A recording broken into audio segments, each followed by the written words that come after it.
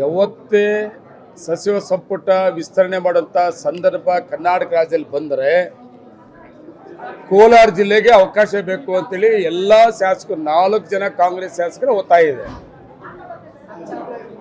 ಅಲ್ಲ, ಎಲ್ಲರದ್ದು ಪ್ರಯತ್ನ ಇದೆ. 4 ಜನ ಫಿಟ್ ಇದ್ದಾರೆ.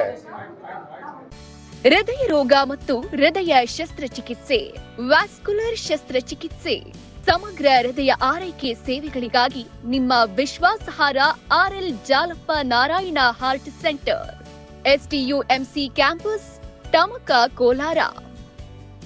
180030090309. ಸಚಿವರಾಗೋದಕ್ಕೆ 4 ಜನ ಫಿಟ್ ಇದ್ದಾರೆ. 4 ಜನದಲ್ಲಿ ಯಾರು ಕೊಟ್ಟರು ಕೂಡ ಸಮಾಧಾನಕರವಾಗಿರ್ತೀವಿ ನಾವು. ಆದರೆ ಮಂತ್ರಿಗಿರಿ ಬೇಕು. ತಪ್ಪೇನಿದೆ? ಪಾಪ ಅವರು 3 ಸಾರಿ ಶಾಸಕರಾಗಿ ಗೆದ್ದಿದ್ದಾರೆ. ಅವ್ರಿಗೆ ಅವಕಾಶ ಬಂದರೂ ಖುಷಿ ಪಡೋಣ. ಕೋಲಾರ ಎಮ್ ಎಲ್ ಎ ಅವ್ರಿಗೆ ಬರಲಿ ಖುಷಿ ಪಡೋಣ. KGF MLA ರೂಪಾಗಿ ಬರಲಿ ಖುಷಿ ಪಡೋಣ. ನನಗೂ ಬೇಕು. ಅವಕಾಶ ಸಿಕ್ಕಿದ್ರೆ ನನಗೆ ಸಿಕ್ಕಿದ್ರು ಎಲ್ಲರೂ ಖುಷಿ ಪಡೋದು. ಯಾರು ಏನೇ ಕಂಪ್ಲೇಂಟ್ ಮಾಡಿದ್ರು ಕೂಡ ಇವತ್ತೇನು ಕೋಲಾರ ಜಿಲ್ಲೆ ಮಂತ್ರಿಗಳಿದ್ದಾರೆ, ನಮ್ಮ ಸುರೇಶ್ ಅವರು ಜಿಲ್ಲಾ ಮಂತ್ರಿಗಳಾಗಿ ಕೆಲಸ ಮಾಡ್ತಾ ಇದ್ದಾರೆ. ಎಲ್ಲ ರೀತಿಯಲ್ಲೂ ಕೂಡ ಕೋಲಾರ ಜಿಲ್ಲೆಗೆ ಸಹಕಾರ ಸಿಗ್ತಾ ಇದೆ.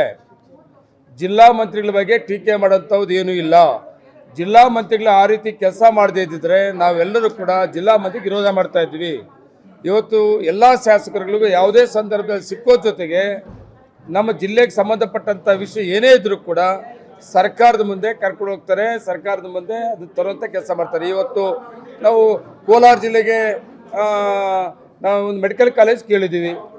ಅದನ್ನು ಜಿಲ್ಲಾ ಮಂತ್ರಿಗಳು ಸಹಕಾರದಿಂದ ಮುಖ್ಯಮಂತ್ರಿಗಳ ಮುಂದೆ ಇದೇ ಬಜೆಟಲ್ಲಿ ಅವಕಾಶ ಮಾಡಿಕೊಡ್ಬೇಕು ಅಂತ ಪ್ರಸ್ತಾವನೆ ಕೂಡ ಜಿಲ್ಲಾ ಮಂತ್ರಿಗಳ ಮುಖಾಂತರ ಮಾಡಿಸಿದ್ವಿ.